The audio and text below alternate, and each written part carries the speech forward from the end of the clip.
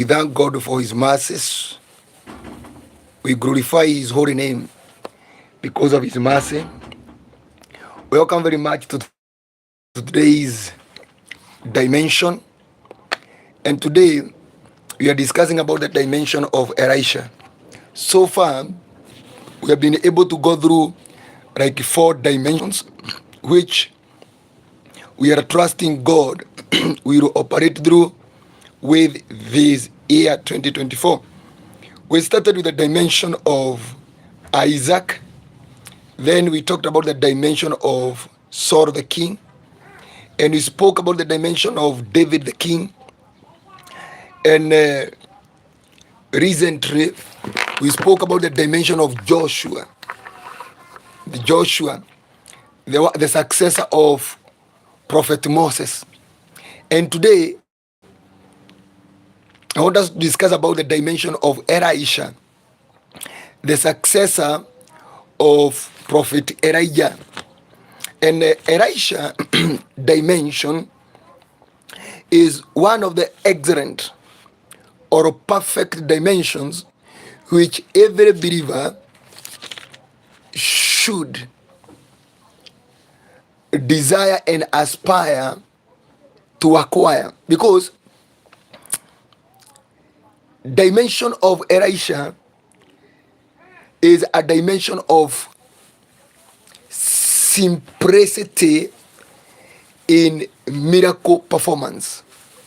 When you're flowing with the dimension of ELISHA, performing miracles is as simple as you speak. In the 2 Kings 2, verse 9, when they had crossed, Elijah said to Elisha, "Tell me, what can I do for you before I am taken from you? Let me inherit a double portion of your spirit." Elisha replied, and this lays the foundation of the dimension of ELISHA.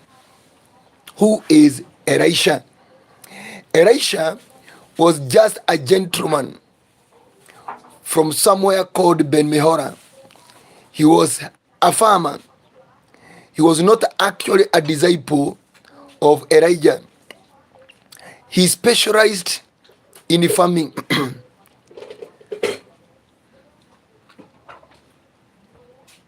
He specialized in farming. And there are very many people who are like ELISHA. They have some certain career specialties that they are pursuing, which in real sense, it is not in the line and in the purposes of God. So God has to come and intercept you. God has to come and intervene. God has to come. You remember the guys like Simon Peter, they were fishermen. The guys like Paul, they were tent makers. But God, somebody like Amos, he was a shepherd and a farmer.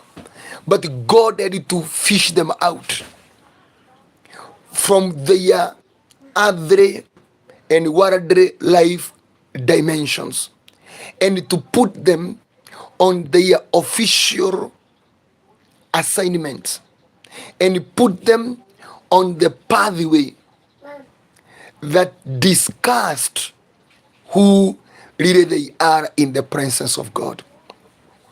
And I know there are very many people who are pursuing success, excellences.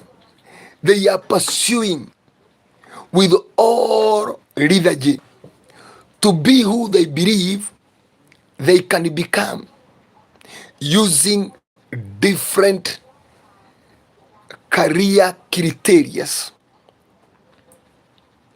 And you find, as long as we are in those platforms and we have not yet discovered the original assignment of God, number one, you are serving humanity amiss.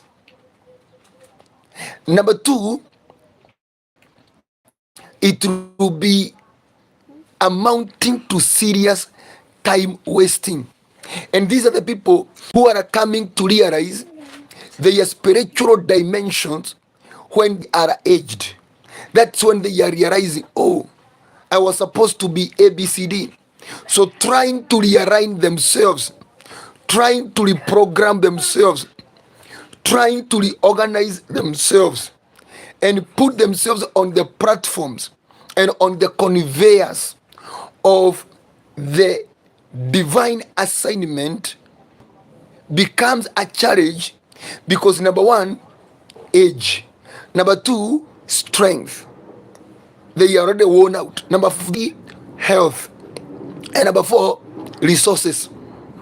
And number five, concentration. Because these are person who cannot concentrate 100% because is in the state of anxiety and panic. And these are people who you will find them trying to do 100 times activities in a single specified time because they are trying to beat the ratings, they're trying to beat the deadline. So Elisha is somebody who is already in the field, busy with the personal life, engaging as we are supposed to be engaging, but it is not in tandem with the will of God. So unless God comes and intercepts you, unless God comes and intervenes and plucks you out from there, you may continue rolling yourself and think you are operating perfectly until such a time when you are advanced in the age. That is when you are coming to the point of understanding, oh, I pursued the wrong pathway. So I want us to talk about the dimension of Elisha. And the dimension of Elisha is an interception. Of personal desire to the will of God. Is an intervention by God from pursuing your visions, your desires,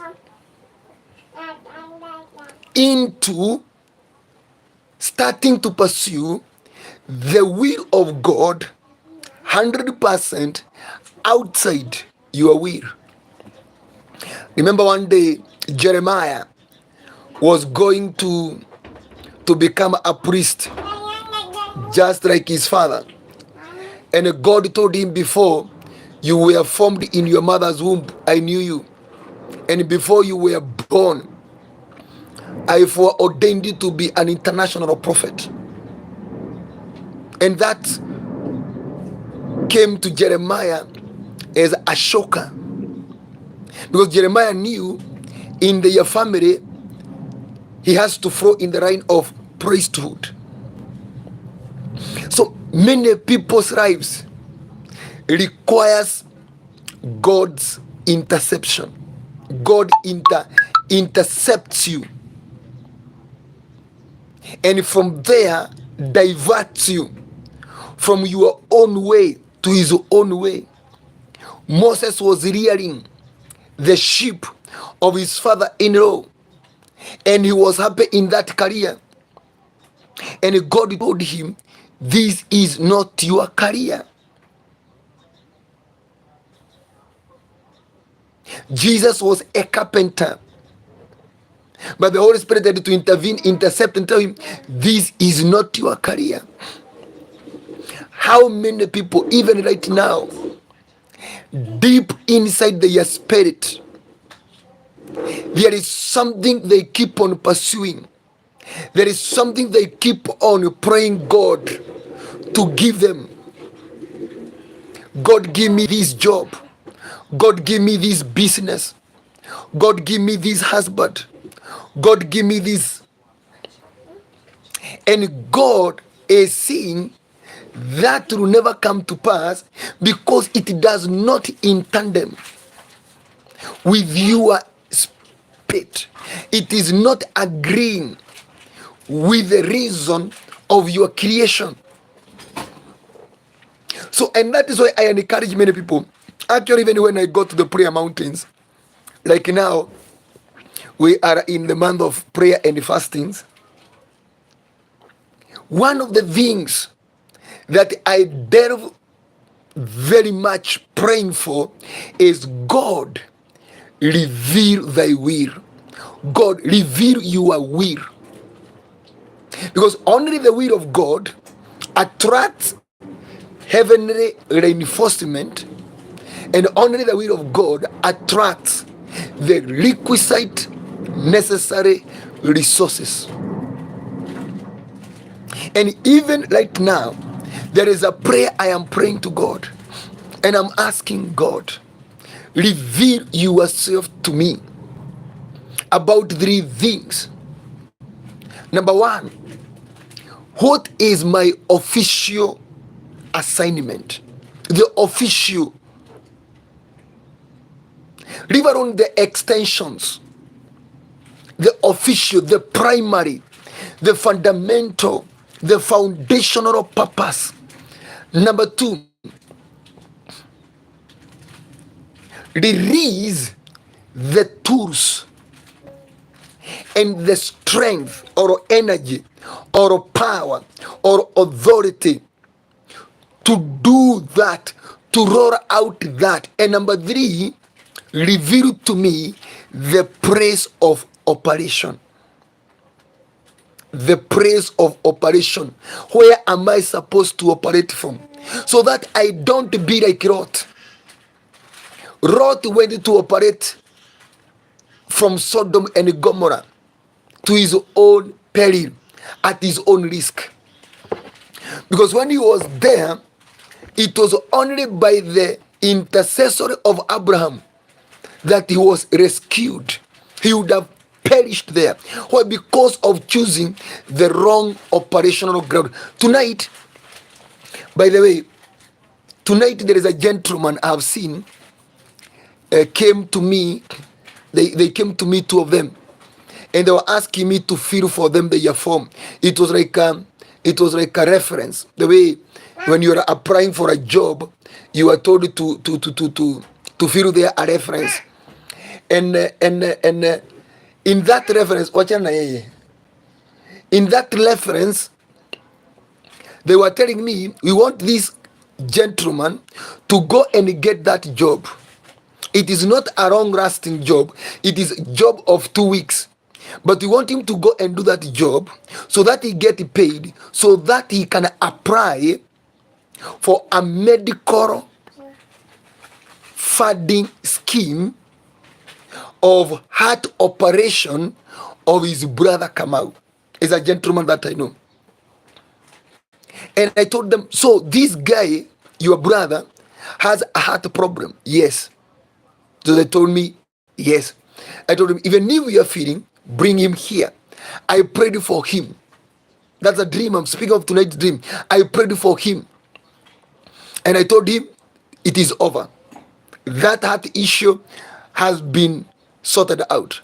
They went to the medical facility, and after checkup was found that he is cured. That he is cured. So that is one of the things that it shows me God has called me into a very, very important ministry of healing.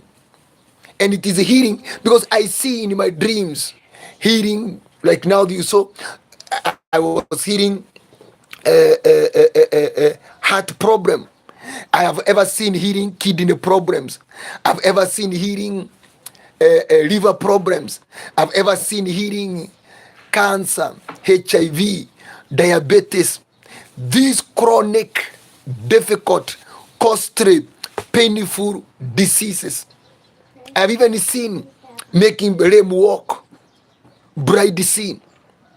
So even without struggling so much, I understand one of the ministry, and I've seen, by the way, literally, doing that work, healing HIV, healing cancer, healing fibroids, healing growths, healing tumors, healing leukemias.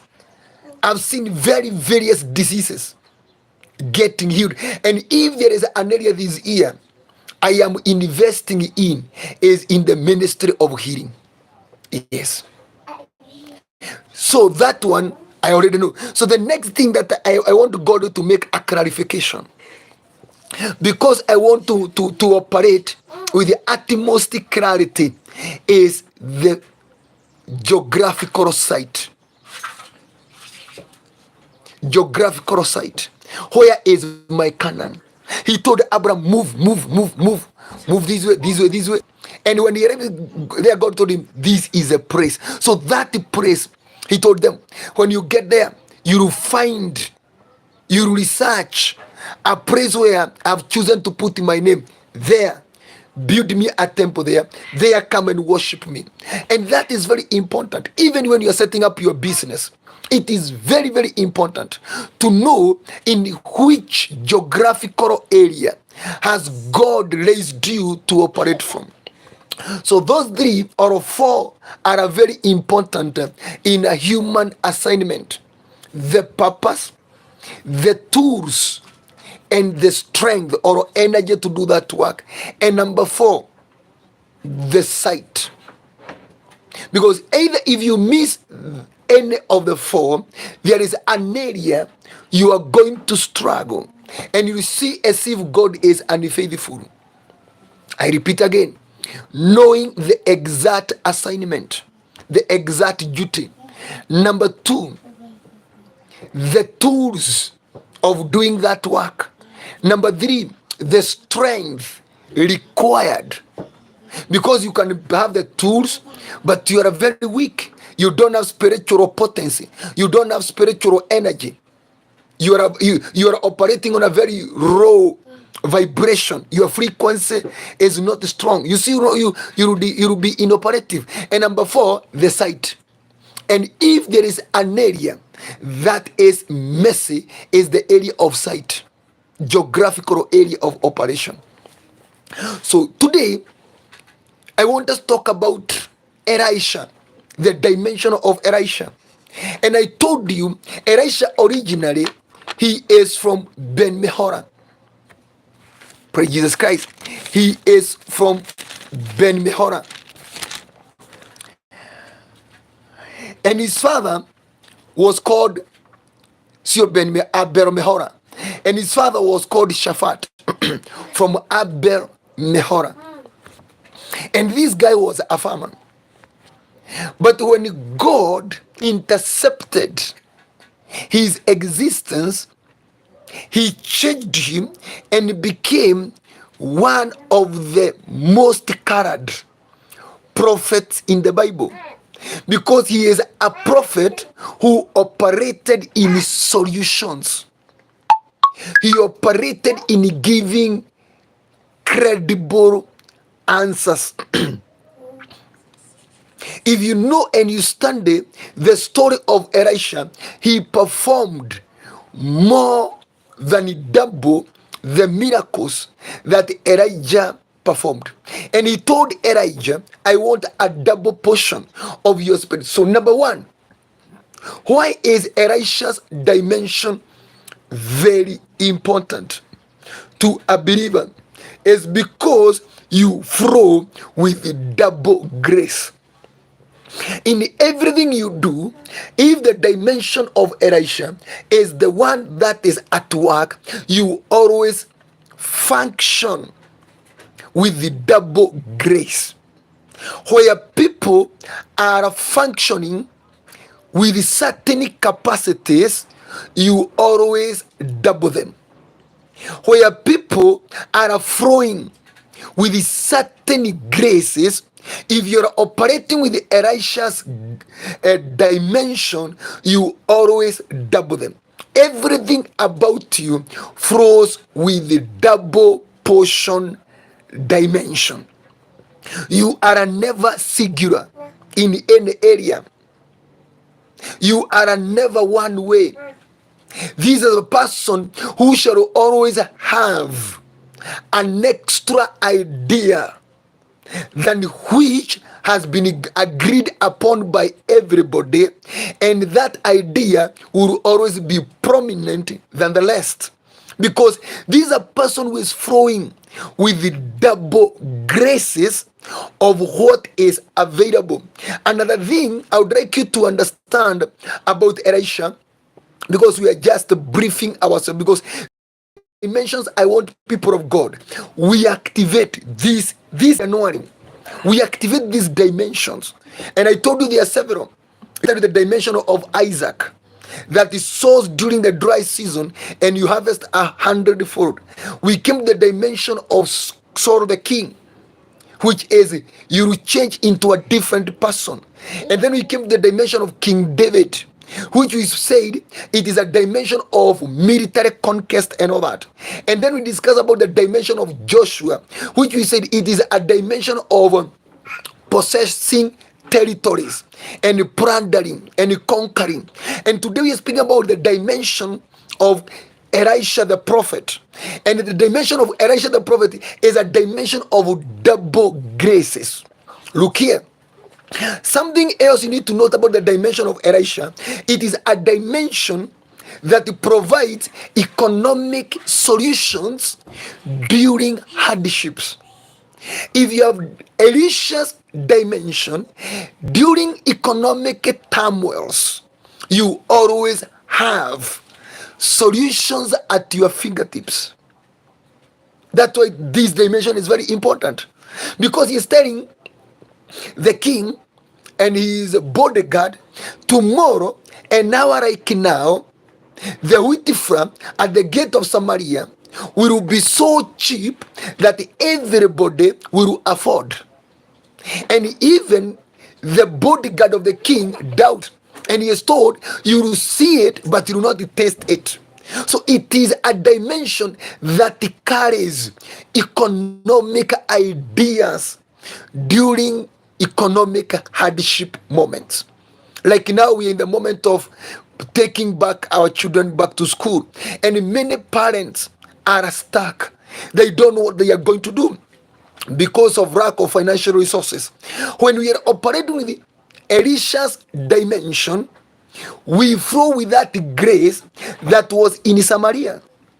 There is no way that the people are going to, imagine they were eating their children, their own children, because of how the famine severe was. But when Elisha is contacted, he has an economic answer. And I pray this to be our portion in Jesus' name. That when you do not know what to do financially, you do not know what to do in your career, you do not know what to do in your business, you are somewhere confused, can we draw the dimension of Elisha that develops in us the answers that we require in those times of difficulties? Thank you, Hope, for joining me. Number 3, I would like us to, why I am interested with the dimension of Elisha is because it is a dimension that always have military workable strategies during time of warfare confusion. When you are in a state of warfare, you are surrounded by enemies and you do not know what to do, because either the enemy is more strong than you, the enemy has better weaponry system than you, the enemy has better skills than you, the enemy is zealous of defeating you. Elisha's dimension always develops the best military strategy.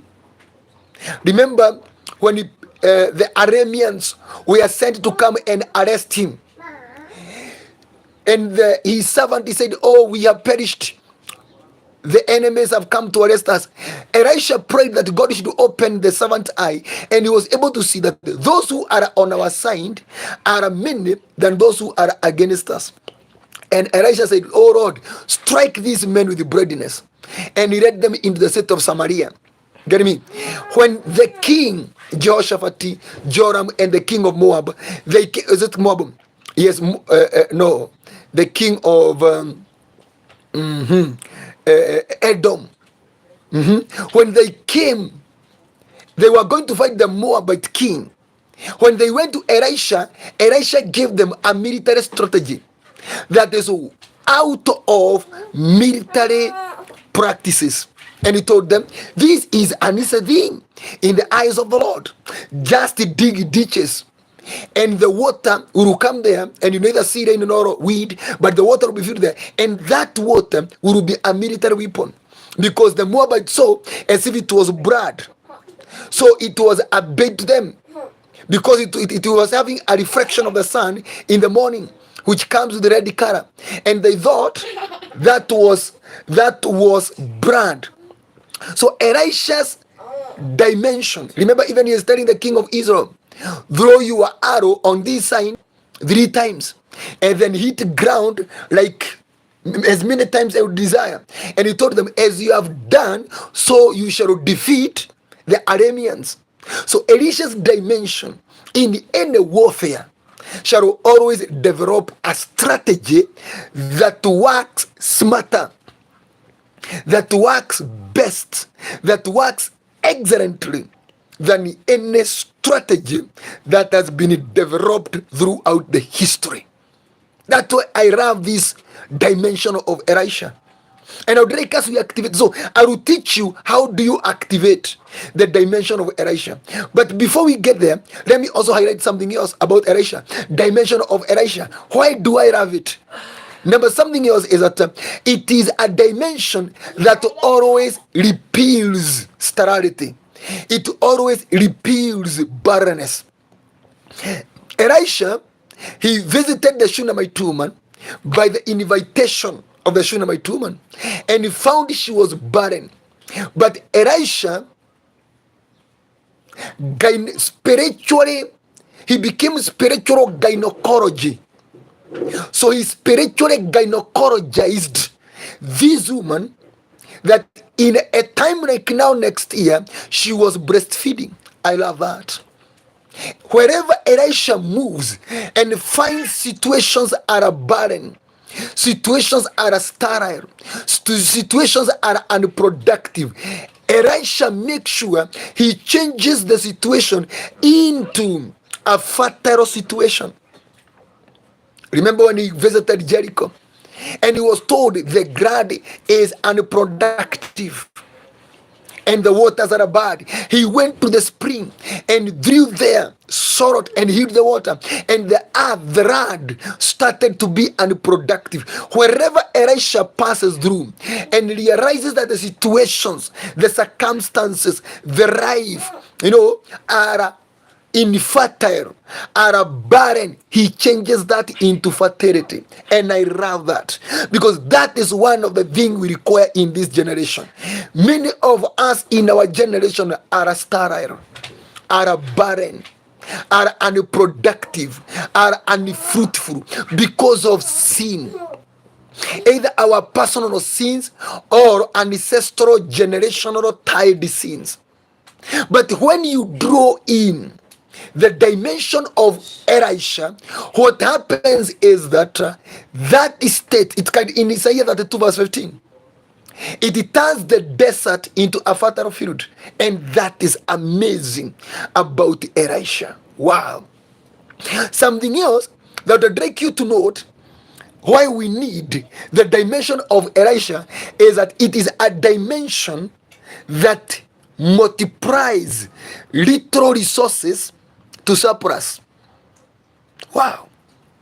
He met this woman who was in a very serious state of indebtedness, and the woman's children were being auctioned because of the debt that was left behind by her husband. And Elisha told her, what do you really have, woman? And the woman said, I have only a little oil in a jar. And Elisha told her, go and do ABCD. And as much as the woman was pouring the oil was always flowing. So what does that tell us? That the dimension of Elisha is a dimension of multiplication. Marco de Mazin de Shekala Zayansi. This is the dimension we require now. Not tomorrow, just now.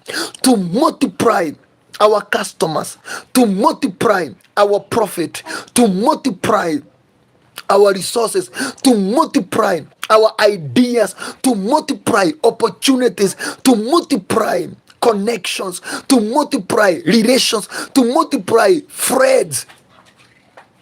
We need that grace of multiplication. Another thing why I love the dimension of Elisha is because remember, still bad about the multiplication.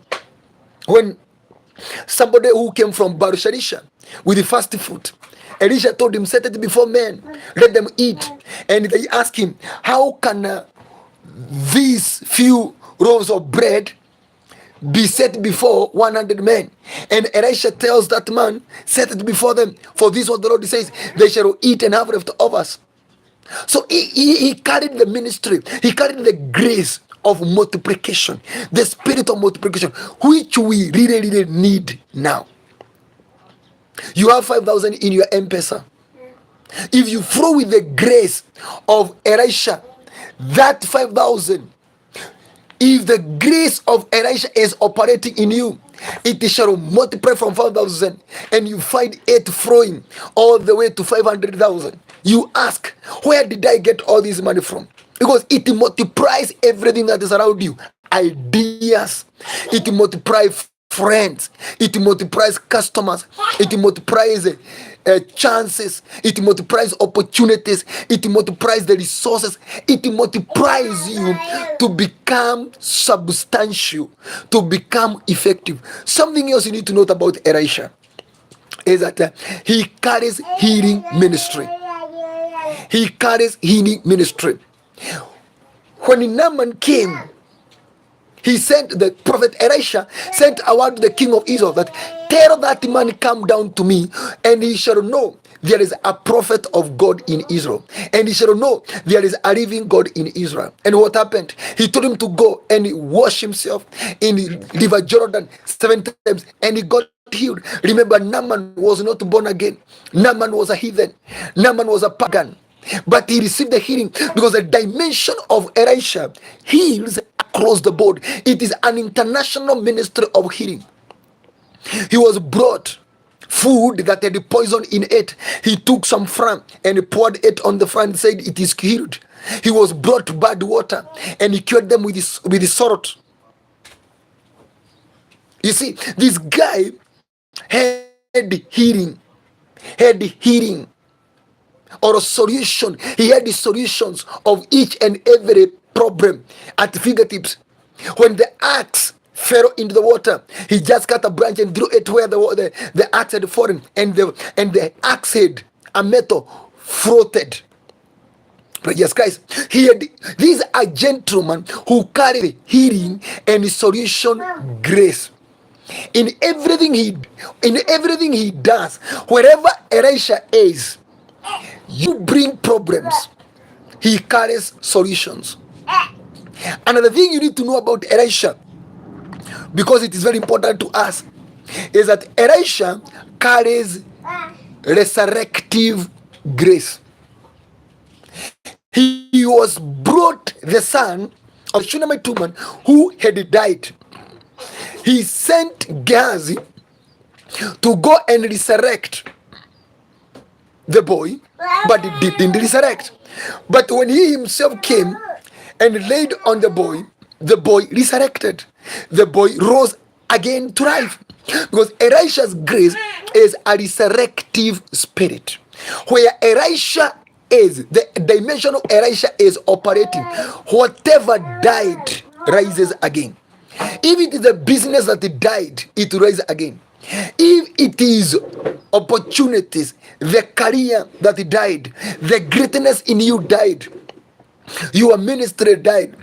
Bring download by faith the grace of Elisha, and everything yours that died shall resurrect, because Elisha dimension on whatever it rests on must resurrect.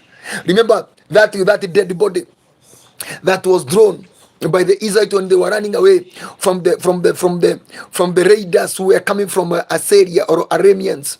When it touched the bones of Elisha, that body resurrected, that body rose again, because Elisha's dimension speaks resurrection in everything yours that died.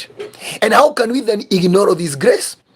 Something else you need to note about this gentleman called Elisha, which is very fundamental to us, is that the dimension of Elisha carries restorative dimension.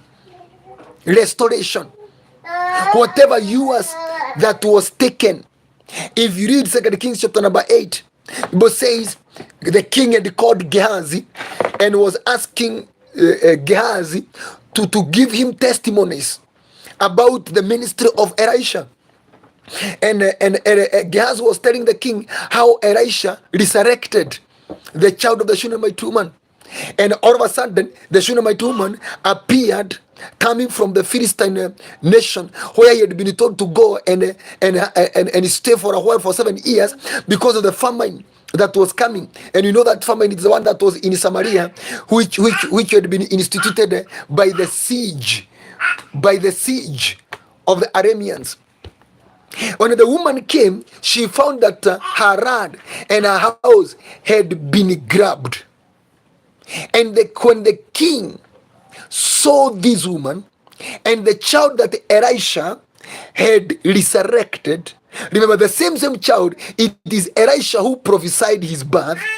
The king assigned an officer, a government officer, to go and see to it that this woman has been given back her land, and whatever had been accrued for those 7 years has been deposited in her account. The grace of Elisha comes with restoration dimension. You don't flow with the dimension of Elisha and you don't recover back. You don't recover all. You shall be restored. In the dimension of Elisha, we speak of restoration. And from just those brief experiences or brief miracles or whatever we have seen about Elisha, then this a dimension in this generation, in this dispensation, and with what is happening in the world economy and in our nation's economy. This is a dimension we cannot afford to miss. This is a dimension we should go for. This is a dimension we should download in our system. Imagine operating in Kenya with the dimension of Elisha. You don't know, you do not want to know what the government policies are speaking about. Taxations and all those kind of things. You excel in that whatever. Because you always come up with an idea that beats the government stringent policies. You always come up with a solution. You always come up with an idea. You always come up with a way out.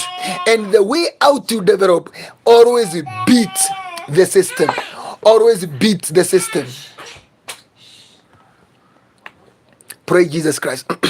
So I want to give you just some few things that I would like you to, or myself, I would like us to adopt into ourselves, that we can use to flow with the dimension of Elisha. How was Elisha created?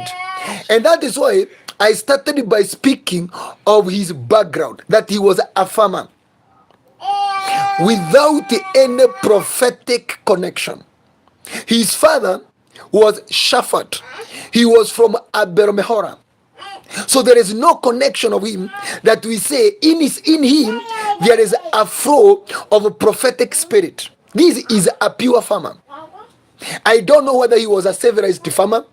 I don't know whether he was I don't know what the kind of farmer he was. But what we know, he was a farmer. And Elijah found him farming.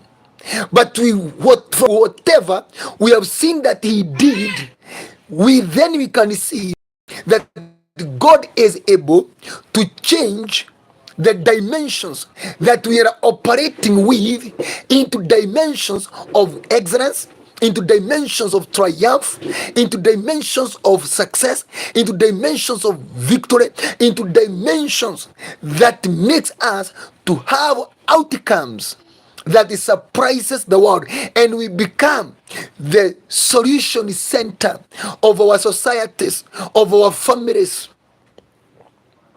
Imagine that even the president will have to rely on you because of the business that you are doing, because of the solutions. We call them homemade solutions. Even the government will be coming to do some benchmarking from where you are. Even the government will be sending their institutions to do research, to do standards, to know how what you are doing can be distributed across the nation to help many, because it has been tested and it has absolute rich outcomes. Wow. Praise Jesus Christ. The dimension of ELISHA. Key number one you need to note, as I also needed to note, is defined purpose. Definition. Define the purpose. Let us read from 1 Kings. First of all, define your purpose. Define your purpose. 1 Kings 19 and verse 16. The key number one, even before we go to the purpose, the key number one, let God speak. Let God speak. Let us know the mind of God. Let God express himself.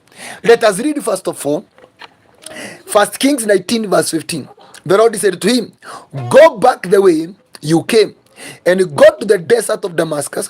When you get there, anoint Hazael king of Aram. Also anoint Jehu son of Nimshi king over Israel, and anoint Elisha son of Shaphat.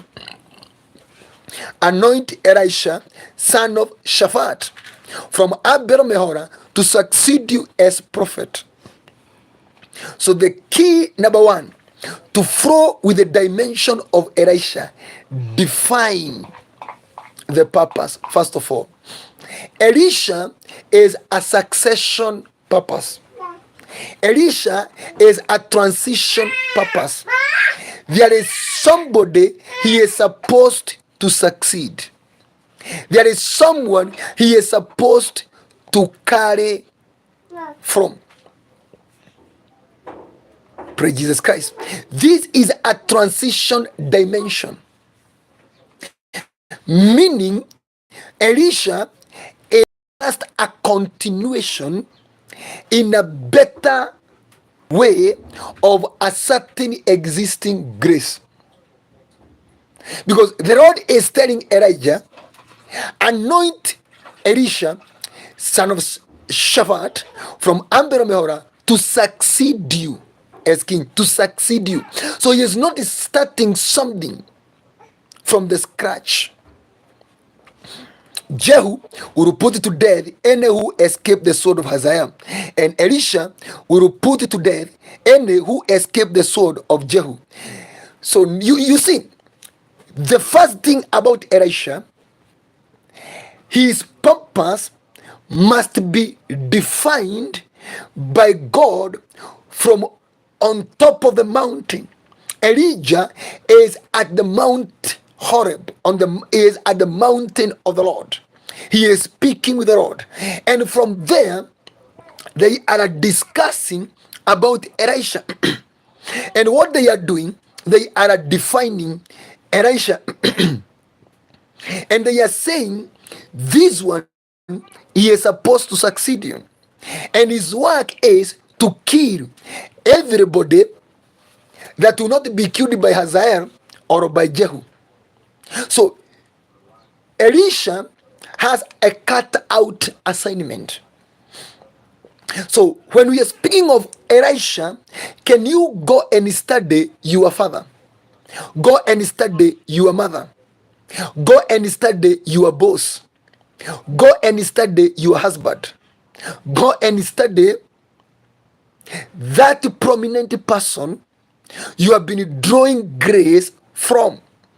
And you see the far they have reached. You need to understand you are supposed to carry from where they have reached to completion.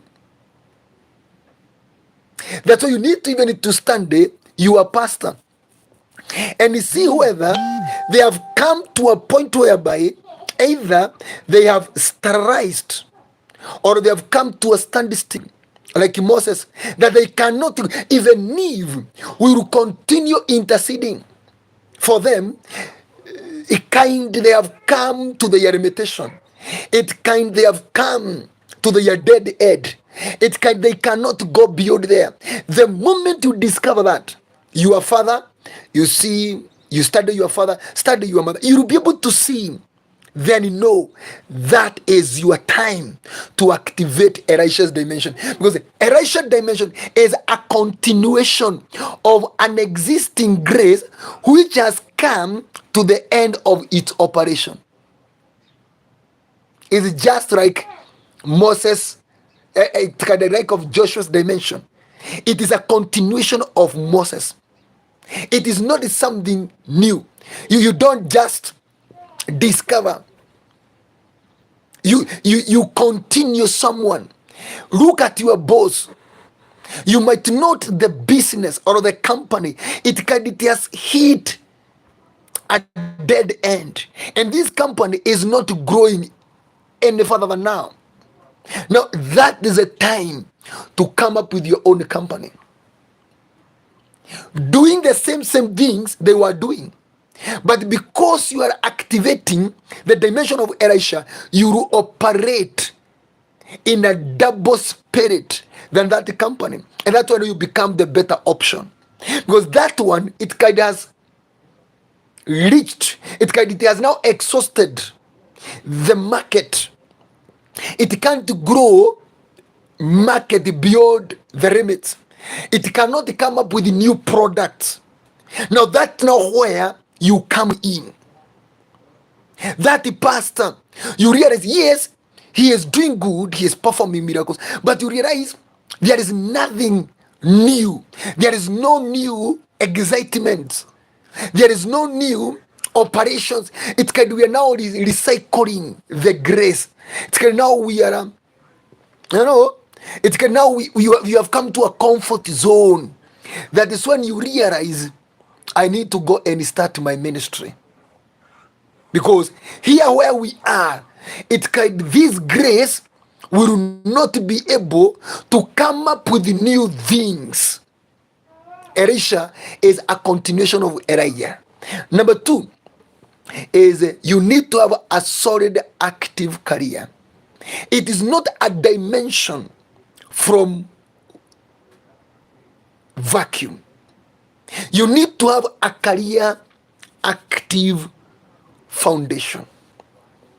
If you read verse 19, so Elijah went from there and found Elisha, son of Shaphat. He was plowing with the 12 yoke of oxen, and himself was driving the 12 the pair. Elijah reached there. The next thing you need to do is whatever currently you are doing, whether you are an usher, whether you are an associate pastor, whether you are an employee in any cluster, do due diligence there. Don't ignore the beginning of small things. Appreciate, accept, jitume, work hard there. Whether you are a housewife, whether you are a shamba boy, whether you are a maid or a house manager, whether you are just a casual laborer, that whatever you are doing,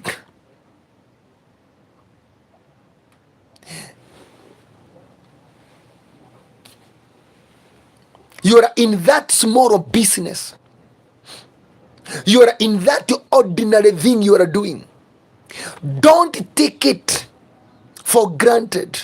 That little thing you are doing, it is a foundation for your launching. It is a foundation for your commissioning. It is a foundation for your inauguration. And that's why myself, I don't despise whatever has been bestowed on me to do at that particular time, because I know it goes into my spiritual profile, in enriching my spiritual curriculum vitae for consideration by the appointing authority, Jesus Christ. You can find yourself, maybe you are a chairman in your local church. You are just there and you don't know, what am I doing here? You see, Elisha was plowing. He was plowing. He was cultivating the land. What if he was in the bed sleeping? What if he was just somewhere kwa mutaa akirandaranda? He would have been avoided by his appointed time connection. His kairos moment would not have connected with him. That's why we say, be at the right place at the right time, doing the right thing. The rest, leave it to God. But be in the right place, doing the right thing at the right time. Imagine Elijah would pass through this land, and God had told him he would be there, and find him maybe somewhere else. People of God, the position of work in which we are in right now, let us take it with the utmost seriousness that it demands, because it is that absolute foundation that we require. What are you doing currently? Do you see where you want to go? It requires what you are doing right now. Follow me and I'll make you a fisher of men. What was that fisher doing? He was catching the fish. And Jesus found him there at the lake of Gennesaret. Is it Gennesaret or Galilee, whatever? He found Peter there. So Jesus knew the place of calling Peter will be at the lake. What if he was not at the lake?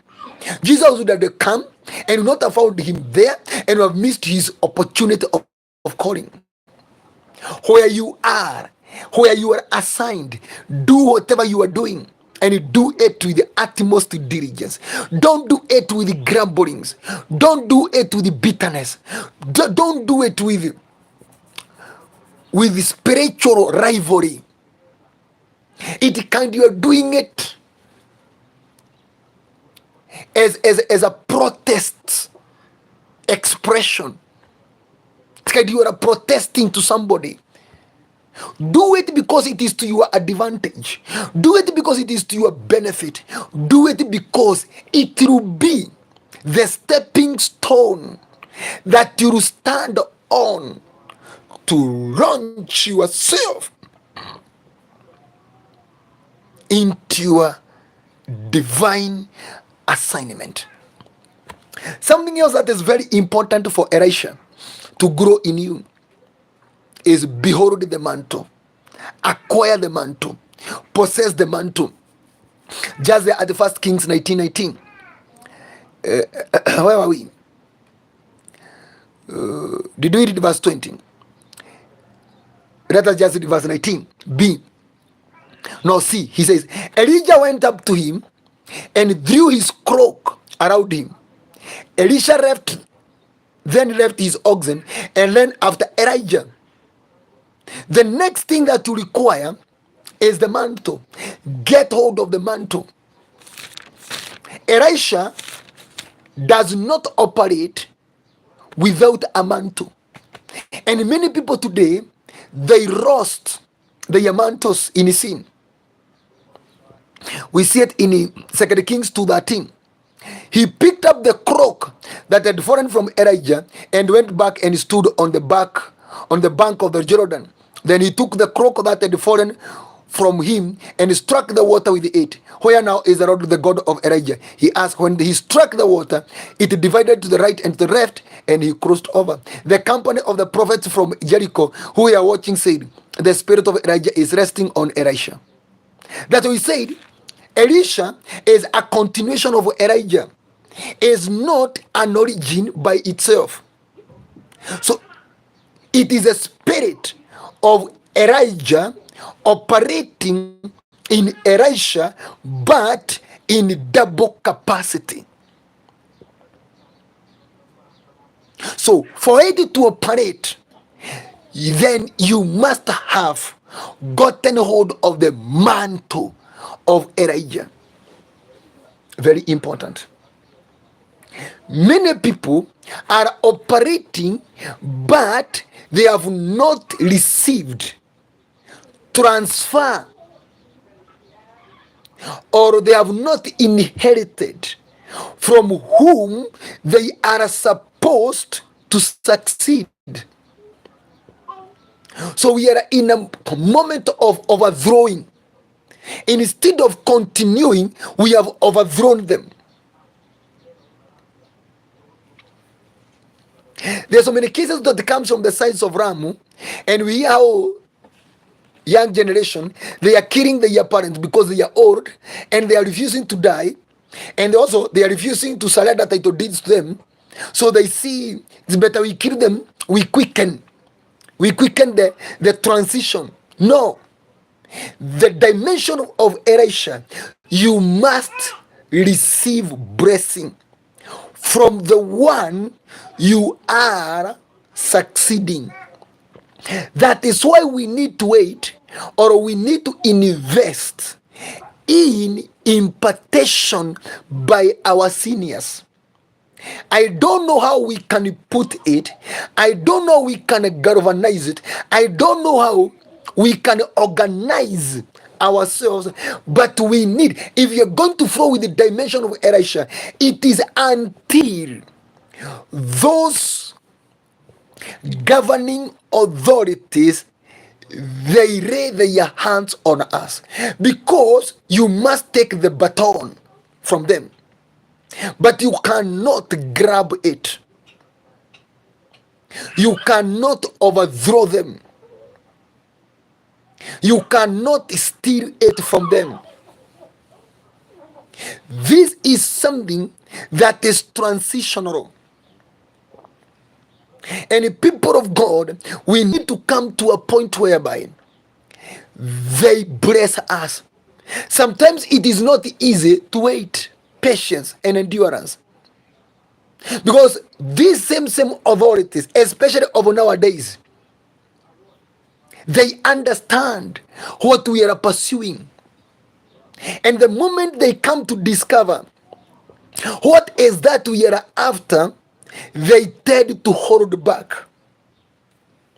So you find we enter into a state of conflict, because I want to move, I want to grow, I want to spread, I want to develop, but the one holding the mantle has refused to release it, has refused to do the impartation, has refused to do the ordination deliberately. But for Elisha to function, Elijah must release the baton. Fathers, wherever you are, we have ELISHAs outside here. Maybe they are not competent as we would want them to be, because competence is of the Lord, accuracy is of the Lord, articulation is of the Lord. Let us do the Lord's bidding. If you see this person is potential, but there exists some certain things you see, and to you they are a reservation, the best thing you can do is to equip and to nurture with compassion, but not to see it as an opportunity to destroy that which is developing inside that person. So for ELISHA's dimension to operate, it must have the mantle. It must have received the impartation. It must have received the scepter from the master, from the spiritual father. The next thing you need to consider family background separation. Psalms 11, Bible says, if the foundations are shaken, what can the righteous do? One of the things that ELISHA did so that he could operate in a manner that he operated was to separate from family connection, family background disconnection. He separated. Let us see there. 1 Kings 19 and verse 20. ELISHA then left his oxen and ran after Elijah. Let me kiss my father and my mother goodbye, he said, and then I will come with you. Go back, Elijah replied. What have I done to you? Why did Elisha see it prudent, see it or saw it wise to say goodbye? And I want you to see here, to say goodbye to his mother and his father. Because many people, whatever is making us operate in limited capacities is the connection to our mothers and our fathers. Your biological father, your biological mother, your spiritual father, that is pastor, and your spiritual mother, that is the mother church. There is something to borrow from here. For in Genesis chapter number 2, the Bible says there that a man shall leave his father, his mother, and it will be joined to his wife, and they shall become one flesh. Let me tell you, to operate in the dimension of ELISHA, you cannot be connected to any other source of flow. Because ELISHA's dimension is a covenant dimension. ELISHA's dimension is a covenantation to service. And it operates from criteria of marriage standards.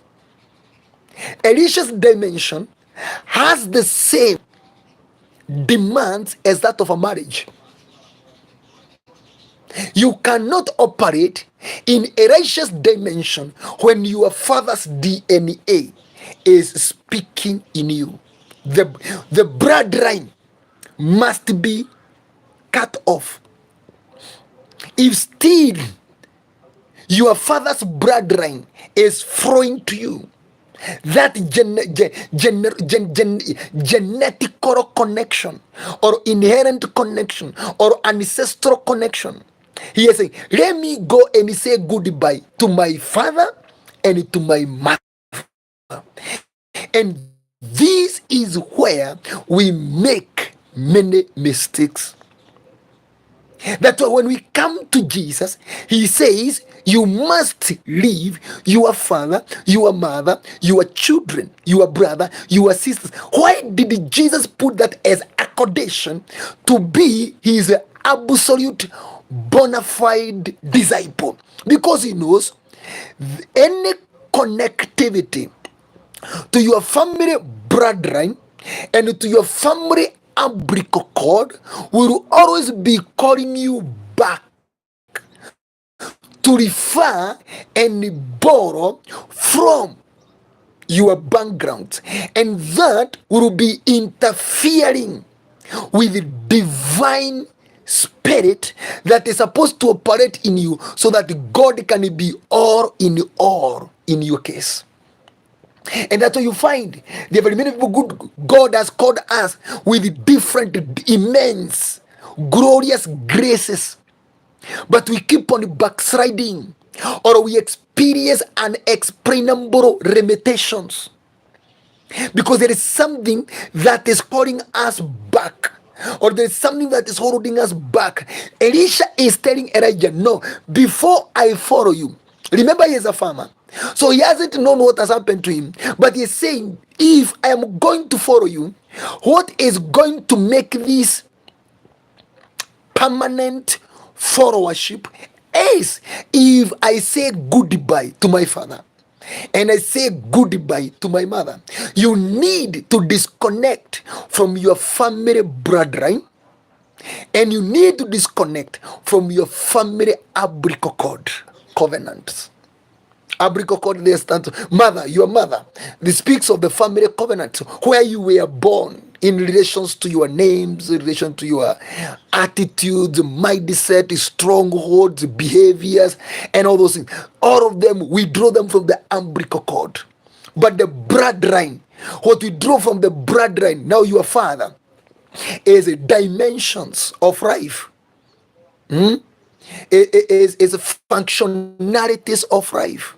That's why he say, I have to say goodbye to my father and to my mother, because he knew if I follow Elijah, or I'm still connected to my father and my mother, there will be very high likelihood of abandoning this divine assignment and go back. Or I will be referring to the ways of our ancestors, or my mindset, my attitudes, my consciences, my wills, my decisions will be interfered with from my mother and my mother's foundations. So he has to say goodbye. Goodbye that speaks of separation. And Elijah told him, what have I done to you? Go, go, go, go, go. And that principle was given weight by Jesus Christ when he came. He said, whoever want to be my disciple must leave his father, his mother, his brothers, his sisters, his daughters, his sons, his wife, and come and follow me.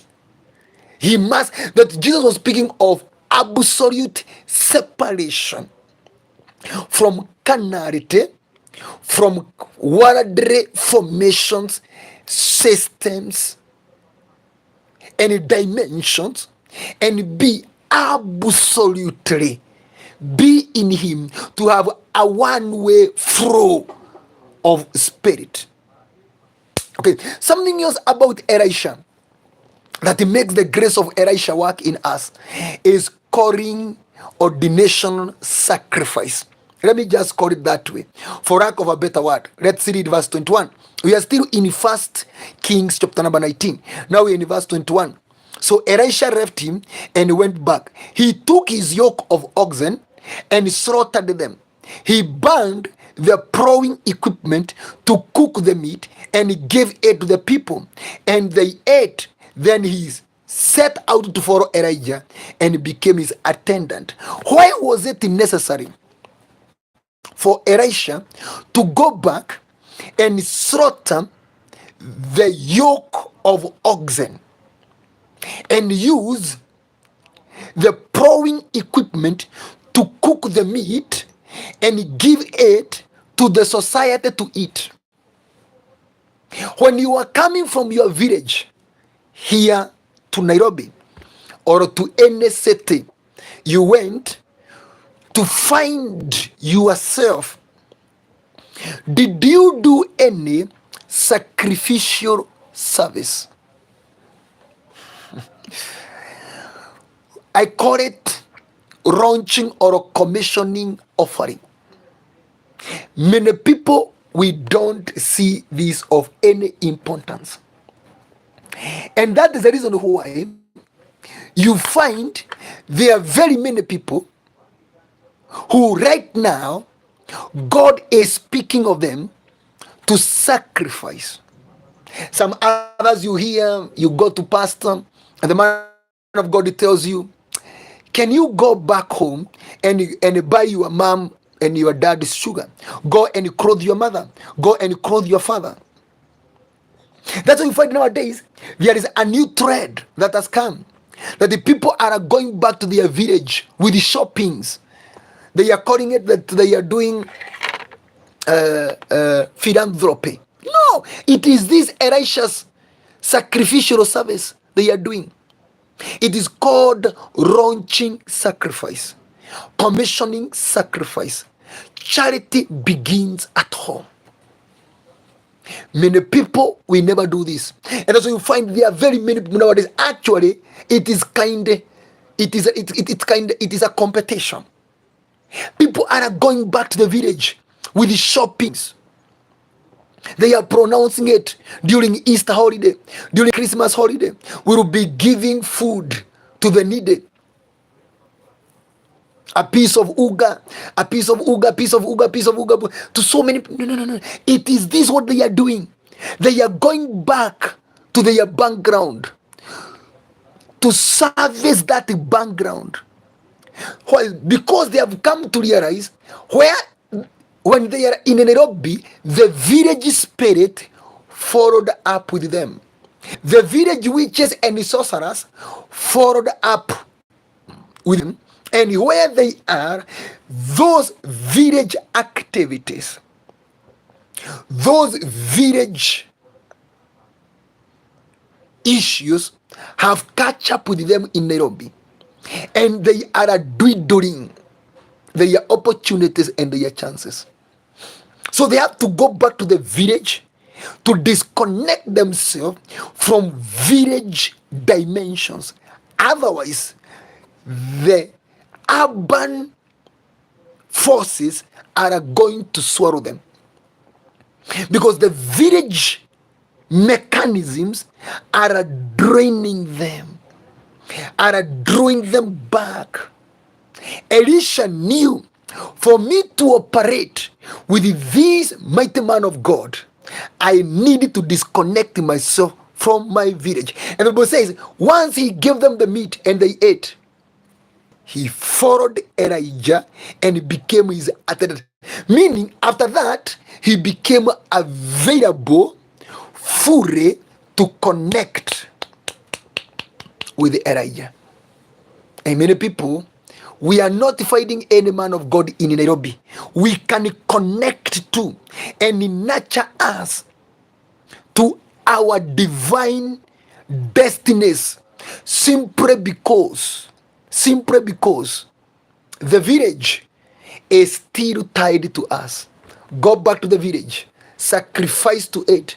Go back to the village church and you buy a chair there. Just do something there.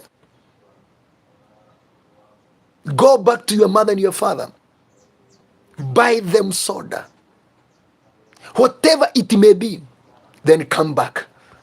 Something else you need to notice about Elijah is there are tests that you need to pass. Test number 1 is Gilgal test. Pass Gilgal test. Gilgal test speaks of circumcision. 2 Kings chapter number 2 verse 1. When the Lord was about to take Elijah up to heaven in a whirlwind, Elijah and Elisha were on their way from Gilgal. When Elijah said to Elisha, stay here, the Lord has sent me to. So the next thing to do is for you to operate in Elisha's dimension, you must go through Gilgal. And Gilgal speaks of circumcision. Gilgal speaks of spiritual circumcision. If you have not been spiritually circumcised, you cannot operate with Elisha's dimension. It is in Joshua 5 and verse 8 to 9. And after the whole nation had been circumcised, they remained where they were in a camp until we were healed. Then the Lord said to Joshua, today I rolled away the reproach of Egypt from you. So the place has been called Gilgal to this day. So they were coming from Gilgal. So you need to undergo Gilgal experience. It is a circumcision process. Why is Gilgal process important in Elisha's mission? Is to roll away Egypt's reproach. Gilgal or circumcision, for you to operate with Elisha's dimension, you must be spiritual circumcised. Why? Because that Gilgal process or operation rolls away Egyptian reproach.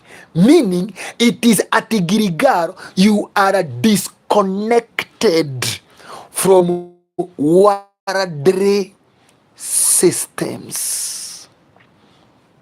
If you have not gone through Gilgal, you cannot operate with Elisha's dimension. Why? The reproach of Egypt continues to operate in you. But when you go through Gilgal circumcision process, the Egypt in you is taken away. The word, the carnality, the flesh in you is taken off from you. The next thing, you need to go through Bethel. What is Bethel? But Elijah said, as surely as the Lord lives and as you live, I will not leave you. So they went down to Bethel. Why is it? The company of the prophets at Bethel came out to Elisha and asked, do you not know that the Lord is going to take your master from you today? Yes, I know. Elisha replied, but do not speak of it. We will come back there to talk about those things. But the next thing that you require to consider about the Elisha's dimension is Bethel. What does Bethel mean? You need to dwell in the presence of the Lord. Bethel, we see it in the book of Genesis. In Genesis chapter number 28. And verse Gabi. And verse 19. Early the next morning, Jacob took the stone he had placed under his head and set it up as a pillar, and he put oil on top of it. He called that place Bethel, though the city used to be called Ruz. Then in Genesis 35, you can read it. Then God said to Jacob, go up to Bethel and set there and build an altar there to God. Why was it necessary for Elisha to be taken through the cross of Bethel? Bethel is a place we call the house of God. It is a place of open heaven.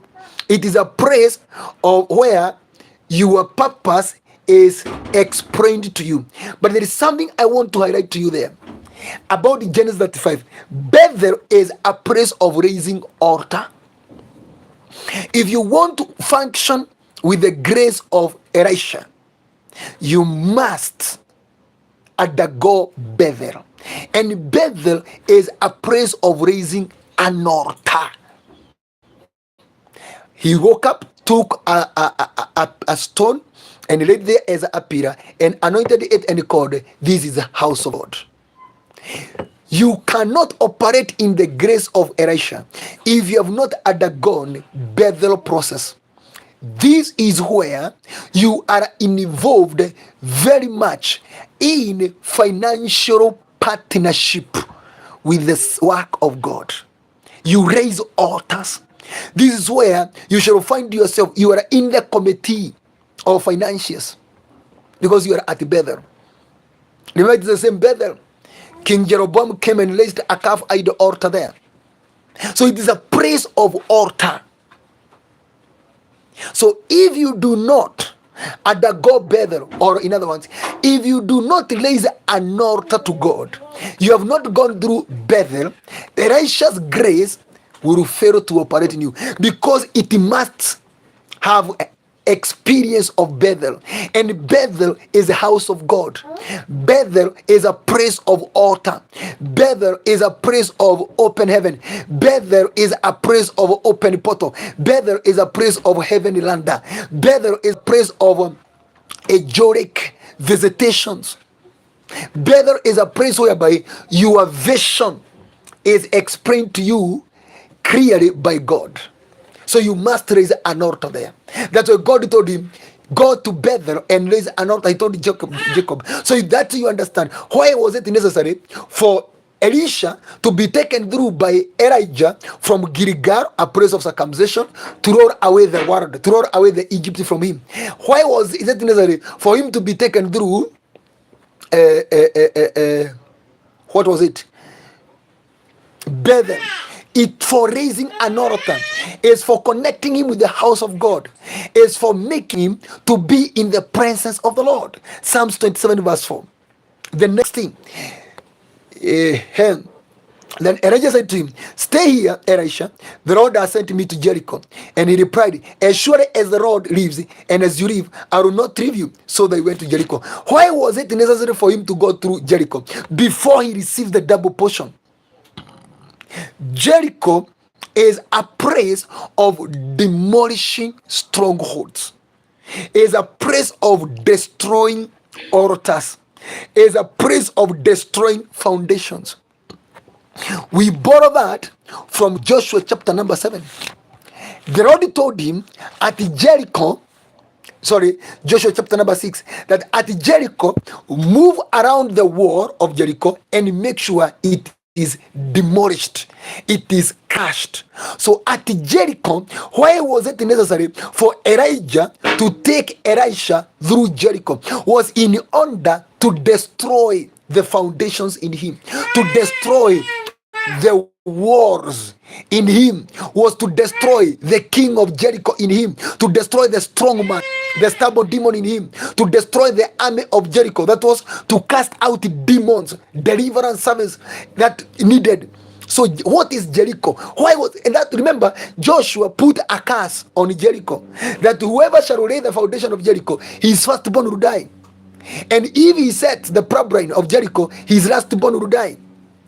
So it's a place of destroying and breaking curses. It is a place of bringing down walls. And walls are a symbol. Wall of Jericho, it symbolizes what? It symbolizes foundations, symbolizes altars, symbolizes family curses, symbolizes yoke, symbolizes foundations. It is a place whereby we have now to destroy all that. As it happened at Jericho. When they came at Jericho, they had to destroy the wall of Jericho.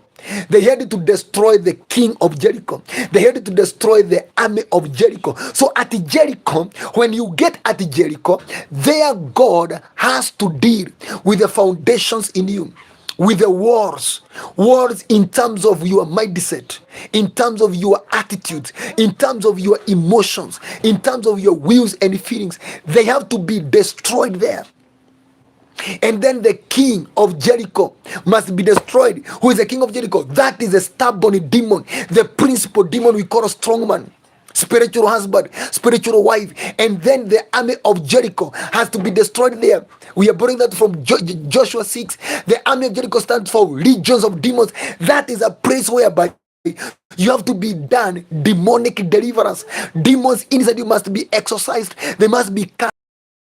Important for Elisha to be taken through Jericho to destroy the curses of Jericho. Then from there, where else did they go? the company of the prophet at Jericho went up to Elisha and asked him, do you not know that the Lord is going to take your master from you today? Yes, I know, he replied, but do not speak of it. Then Elijah said to him, stay here, the Lord has sent me to the Jordan. And he replied, as sure as the Lord lives and as you live, I will not leave you. So the two of them walked on. Why was it necessary for Elijah to take Elisha through Jordan? Jordan is, our spiritual father was teaching us sometimes back later, that Jordan is a place of submission, is a place of humility.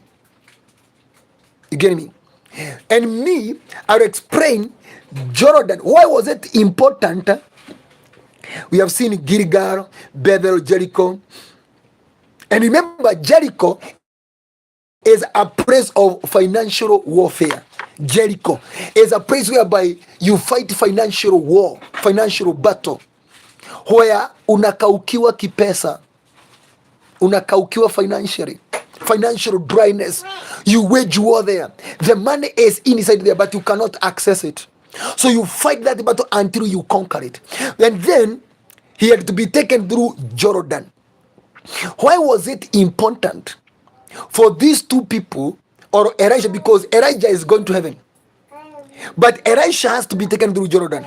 It's a place of baptism. Is a place of dying to self.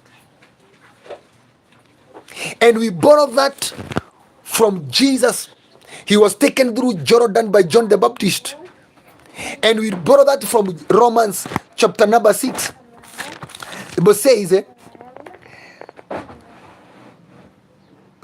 6:2, by no means we died to sin, how can we live in it any longer? Or don't you know that all of us who were baptized into Christ Jesus were baptized into his death? So it is a symbol of baptism. Why was Elisha taken by Elijah through Jordan River?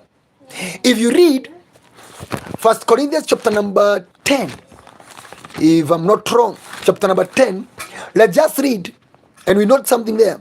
And a verse, and verse 2, they were all baptized into Moses in the ground and in the sea.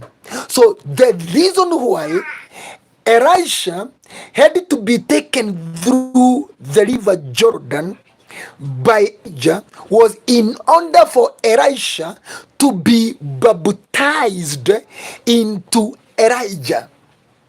Because God did the same thing with the people of Israel. He took them through the Red Sea to baptize the people of Israel into Moses, so that they adopted the spiritual covering of Moses. Because Jordan is a place of dying to self. So when Elisha is being taken by Elijah through the Jordan, when they are coming out on the other side of Jordan, Elisha will not be existing. Because this is an initiation process. He is now being initiated into Elijah. And that's why you find when he is coming back, he is now operating as Elijah incarnate. That is why even the company of the prophet are saying the spirit of Elijah is in Elisha. Because when they went through the river Jordan, he was baptized into Elijah. So Elisha stopped existing, and Elijah started existing in Elisha. So there was a transition there, that now Elijah took the body of Elisha as his dwelling. So it was an initiation process. And that is why when we read Joshua chapter number 3, when they were crossing Jordan, Joshua chapter number 3, why are they crossing the Jordan? And it has to open for them. Because number one, Jordan, where they cross, it's the same place where Joshua had crossed the people of Israel. So it is a place of open portal. It's a place of open heaven. So it's a place of initiation. And these are the place whereby Elisha is being now converted into Elijah incarnate. And that way, after they crossed Jordan, now Elijah asks Elisha, ask whatever you want, and I'll give you. Because now he has been completely been transformed. He has been completely been changed into Elijah.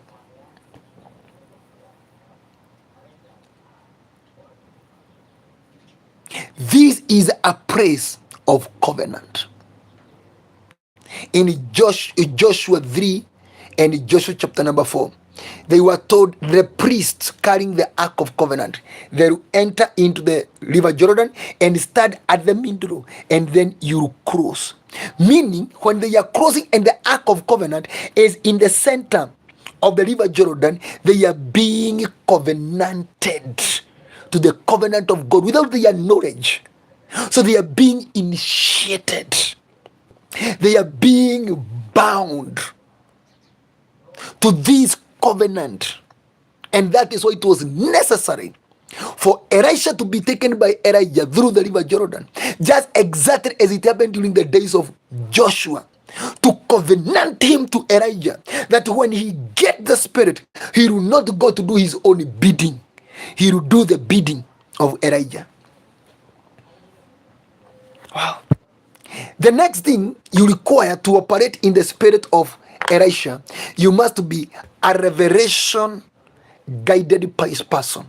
Revelation guided person. If you read the verses that we have read in the 2 Kings chapter number 2, Elisha is saying, he is saying, I know. Shut up. He said, yes, I know, but do not speak about it.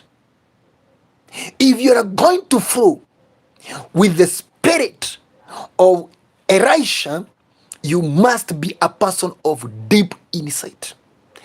Nurture your discernment. Develop your spiritual eye. Because Elisha told him this. No, Elijah told him this. Verse 7. 50 men of the company of the prophet went and stood at a distance, facing the place where Elijah and Elisha had stopped at the Jordan. And you need to close your ears to the naysayers. Elijah took his crook, rolled it up, and struck the water with it. The water divided to the right and to the left, and the two of them crossed over on dry ground. So they crossed so that Elisha now can be baptized into Elijah. And you have borrowed that from Moses. God decided why they went through the Red Sea, so that they could be baptized into Moses. Why they went through the Jordan River by the Ark of Covenant by the order of Joshua is so that they could be baptized into Joshua, so that they hear and they do the bidding of Joshua. So why is Elisha being taken through by Elijah through the river Jordan? So that he could now be initiated into Elijah. He could be covenanted. That's why we get baptized by our spiritual fathers, is so that we can now be initiated into them.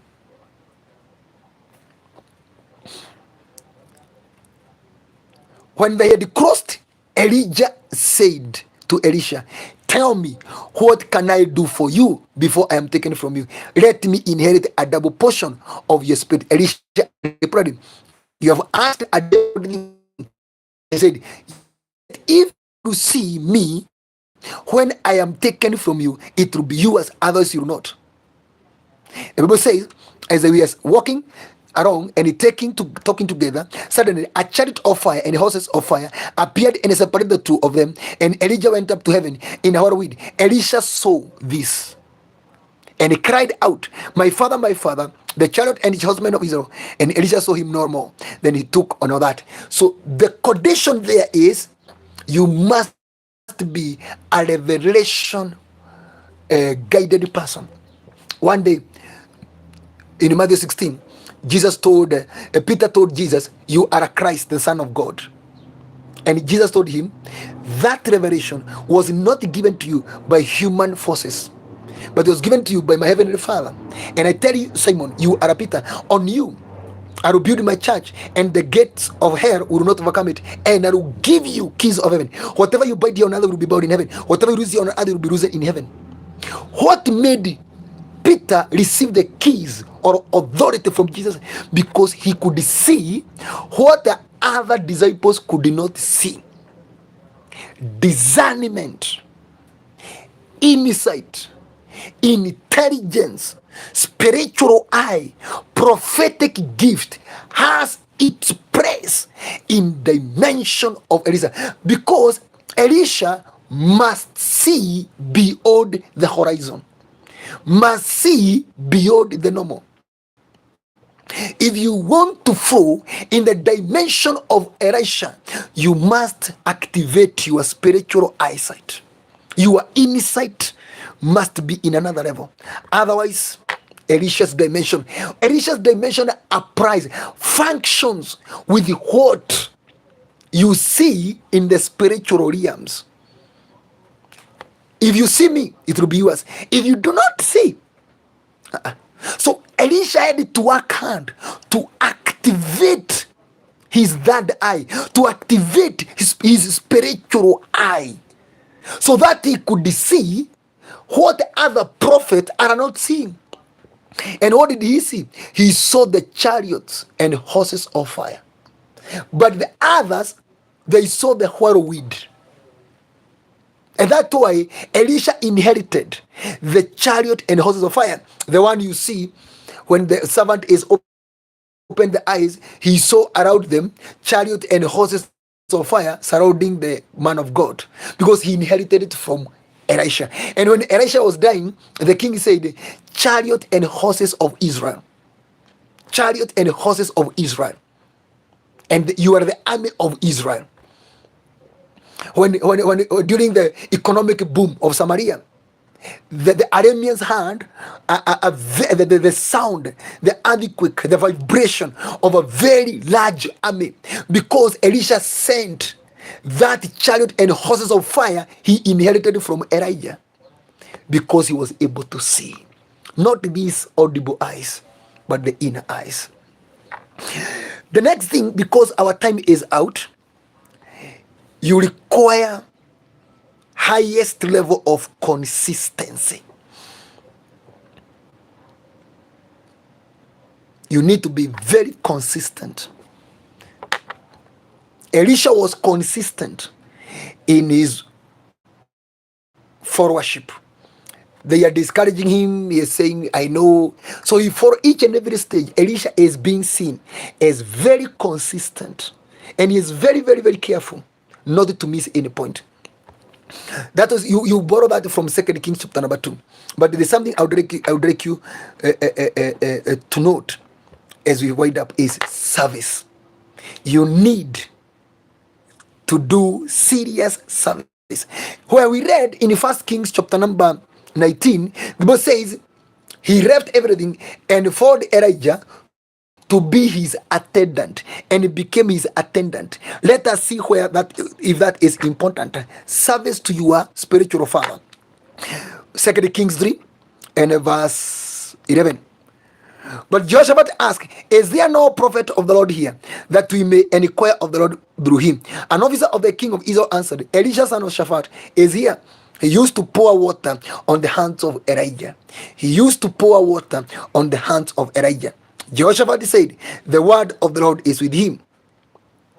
If we want to operate with the dimension of Elisha, as we wind up, we need to invest in serving our spiritual authorities. So you cannot operate in the dimension of Elisha if you have not been under an authority.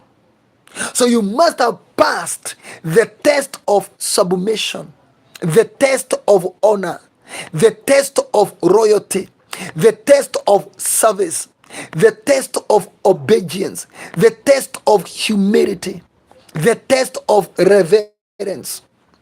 That is what it speaks of service. Where was Elisha operating in that dimension he was operating in?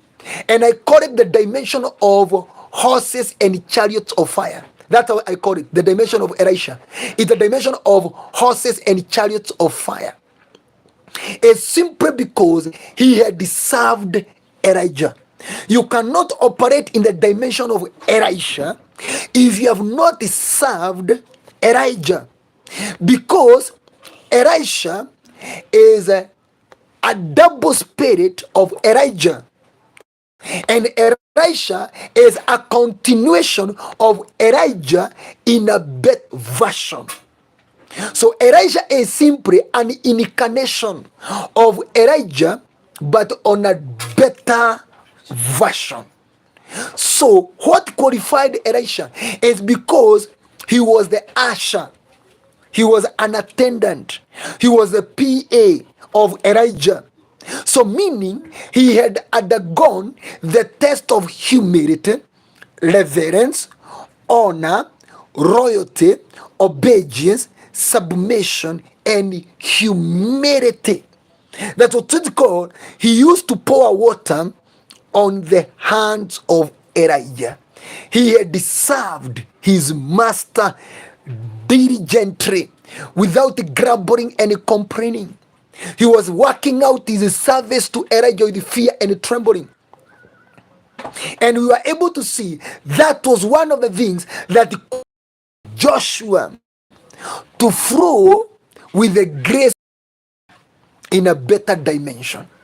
So if we are going to flow with the dimension of Elisha, we must be very, very, very diligent in serving those authorities that the Lord has put on our heads.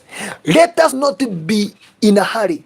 Let us not be greedy to be authorities of ourselves by ourselves, having not undergone the classroom of being tested by those in authorities. Elisha must have paid enough cost under Elijah until Elijah approves him.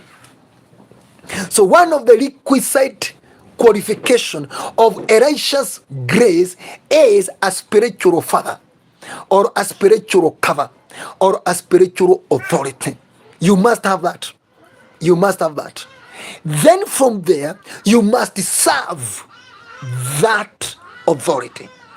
And service is not like washing or like brushing his shoes. No. That is service is being defined as pouring water on the hands of Elisha, and pouring on the hands of Elijah, and pouring water on the hands of your master speaks of your service in terms of honor, respect, obedience. You get that? In terms of acknowledgement, recognitions, humility, submissions. You get that? Reverences, or royalty. You get me? When you combine all of that, it amounts to service. Do you know there are people who have already, or are already doing that, but you have never seen them washing the church? You have never even seen them carrying the Bible of their father, of their pastor, but they are in service. Because that service is in another definition, is not in the definition of carnal eyes. It is in the definition of the spiritual eyes. And only the spiritual father understands what this person is doing. Last but not least is holiness. Holiness. We could not wind up with this, because this is what is lacking in Elishas of today. They are not holy. They are serious compromisers. Holiness. 2 Kings chapter number 4 and verse 9. 2 Kings chapter number 4 and verse 9. The Bible says, she said to her husband, I know this man who often comes our way is a holy man of God. Is a holy man of God. If we are going to flow with the dimension of Elisha, and we said what the dimension of Elisha entails, we took like 40 minutes explaining about what the dimension of Elisha entails. We must invest in holiness. Elisha was an eunuch. The Bible does not speak of him marrying. The Bible does not speak of him having a girlfriend. The Bible does not speak of him compromising in his ministry. The Bible does not speak of him having double standards. The Bible does not speak of him of applying substandard applications. The Bible does not speak of him having to consider God and other deities and all this. Elisha was holy. The Shunammite woman said he is a holy man of God. He was not just a man of God. No, he was holy man of God. The dimension of Elisha, for it to function in us, it dictates without blinking the eye utmost levels of purity, utmost levels of cleanliness. Elisha's dimension functions on the platform of holiness. Imagine he is in the house of a well-to-do woman from Shunem, and he has been given a private room there with a bed and all those things. In our days today, people would have construed that as a preparation by this woman to be doing some illicit activities there. But Elisha holds himself to pastoral ethics. He holds himself to the cardinal ethics of morality. In everything Elisha was involved in, even that woman, she was a well-to-do woman, meaning she had some standings in the society. Maybe she had tried to test the man of God when she was sponsoring the man of God with shopping, with shelter. And how did this woman come to conclude that this man is a holy man of God?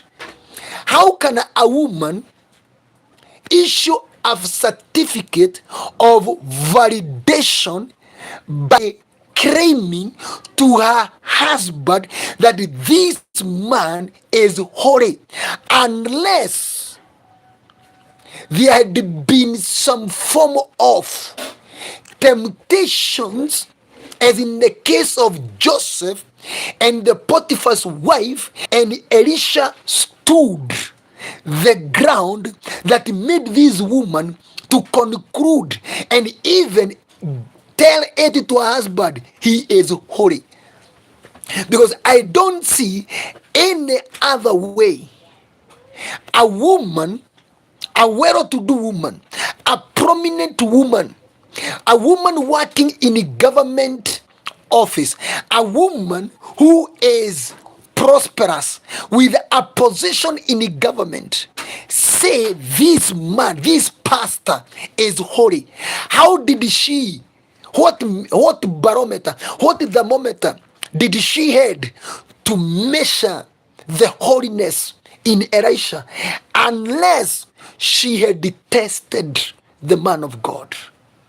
Elisha's dimension flows in absolute utmost platform of holiness, purity, and cleanliness. Praise Jesus Christ. Today, we have stayed longer with about 18 minutes. But I wanted you and myself, we activate this week the dimension of Elisha. Because if we are going to behold the dimension of Elisha, I am telling you, people of God, where we could have been disgraced, where we could have used so much strength, grace will stand in the gap and will make things be very easy, be very simple, and we shall operate in ways and in manners that nobody will be able to understand what we are using. Na watu wengi watasema tunatumia juju. Many people will say we are using charms. Many people will say we are using magic spells. But they do not know we have understood there are dimensions in the Bible which have been left there by our God so that we can take full advantage of them to our own advantage. Dimension number 1 was Isaac. Dimension number 2 was Saul the king. Dimension number 3 was David the king. Dimension number 4 was Joshua. Today's dimension was Elisha. And I told you, dimension of ELISHA, I call it chariot and horses of fire. Operating with chariot and horses of fire. If you meet Naaman, or if your case is Naaman, full of leprosy, that is rejection and hatred and all those kind of things, healing, you release healing. If you meet the case of barrenness, like the case of Shunammite woman, if you are Elisha dimension, you speak conceiving. You conceive.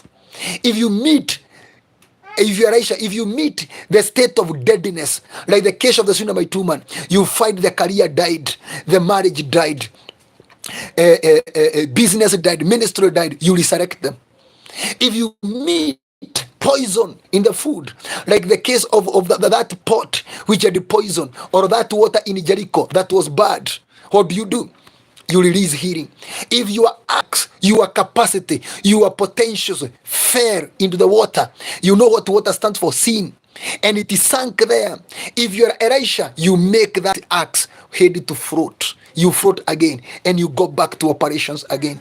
If you are surrounded by demonic forces, like the case of Elisha, when they were surrounded by the Arameans, yes, you activate the chariot and horses of fire and you hit them with the brightness. They don't see you and you see military victories. If you are met by economic challenges, like in the case of the city of Samaria, you speak prophetically, you develop a strategies or policies that brings economic boom.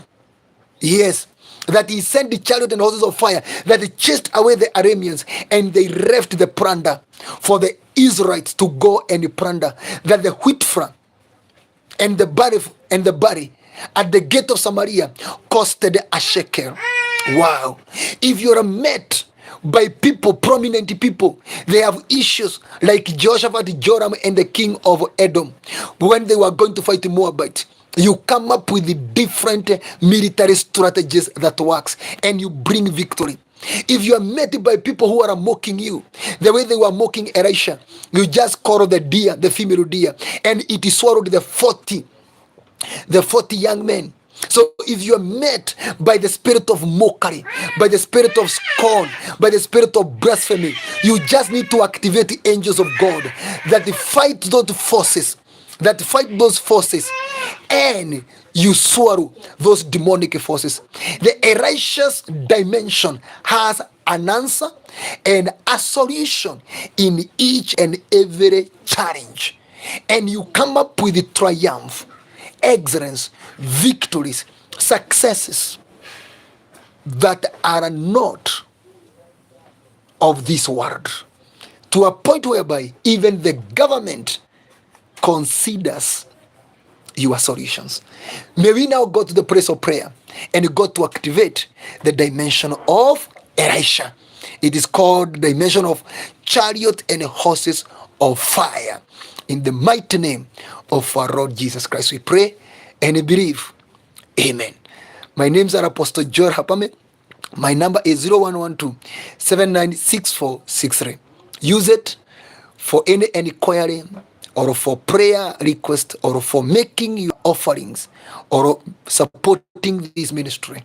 Let us work together. Like there, comment there, share this is teaching to another person that you'd like for them to understand this, and also subscribe, and God is going to bless you and do you good. And I decree and I declare upon your life, dimension of Elisha be your portion. It is a double portion dimension in Jesus' name. Amen. Shalom.